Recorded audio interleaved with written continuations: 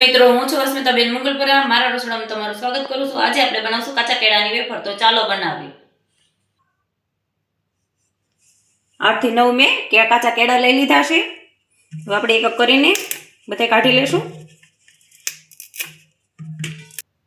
આ કાચા કેળા અમારા સગા સંબંધી ત્યાંથી આવ્યા છે। તમારા બાળકો કે મમ્મી મને કાચા કેળાની વેફર બનાવી દે, તો કીધું ચાલો બનાવી દઉં। તો આપણે કાચા કેળાની વેફર બનાવીશું। તો એક એક કરીને બધા કેળાની આપણે છાલ ઉખેડી નાખશું સરસ રીતે।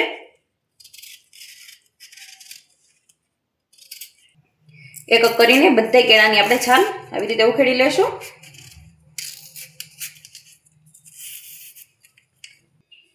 આપણે કેળાની છાલ ઉખેડીને તૈયાર કરી લીધા છે અને વચ્ચેથી આવી રીતે આપણે કટ કરી લેશું બધાને।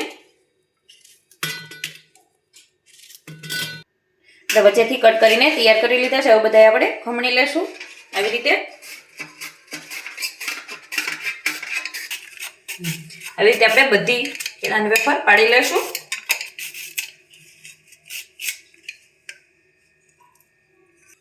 આપણે થોડી કેળાની વેફર લાંબી પાડી લીધી છે। હવે આપણે તેલ આવી ગયું છે, તેલ ગરમ પહેલા મૂકી દીધું તો તેલ આવી ગયું છે। તો પહેલા એટલી આપણે તળી લેશું, એક એક કરીને બધી આપણે તળી લેશું ફટાફટ।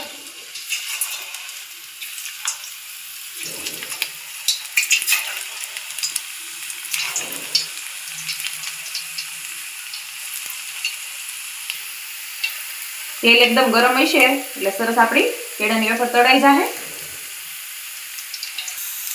આપણે હવે થોડી બ્રાઉન થવા માંડી છે, આવી રીતે ધીમે ધીમે હલાવશું આપણે એટલે એકદમ સરસ ચડી જાય।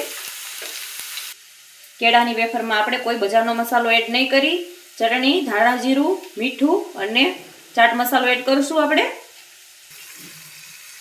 આપણી કેળાની વેફર એકદમ તળીને સરસ બ્રાઉન થઈ ગઈ છે। હવે આપણે એક ડીશમાં કાઢી લેશું,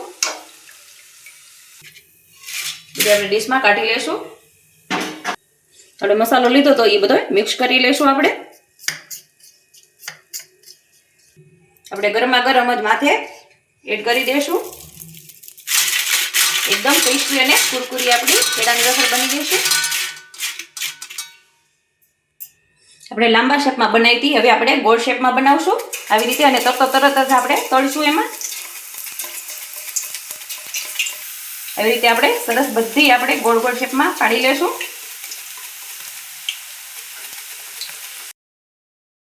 એ આપણે કેળાની વેફર થઈ ગઈ છે। હવે આપણે ડીશમાં કાઢી લેશું,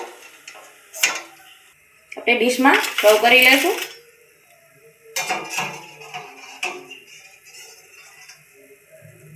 આપણે ગરમા ગરમ છે તાજ આપણે મસાલો એડ કરી દઈશું એમાં।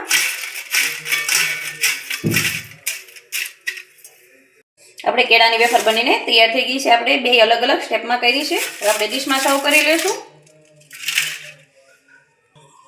આપણી કેળાની વેફર બનીને થઈ ગઈ છે, જોઈ શકશો એકદમ ક્રિસ્પી અને ટેસ્ટી બનીને તૈયાર થઈ છે, એકદમ કુરકુરી। જો મારો વિડીયો તમને ગમ્યો હોય તો વિડીયોને લાઈક કરજો, શેર કરજો અને સબસ્ક્રાઈબ કરવાનું ભૂલતા નહીં।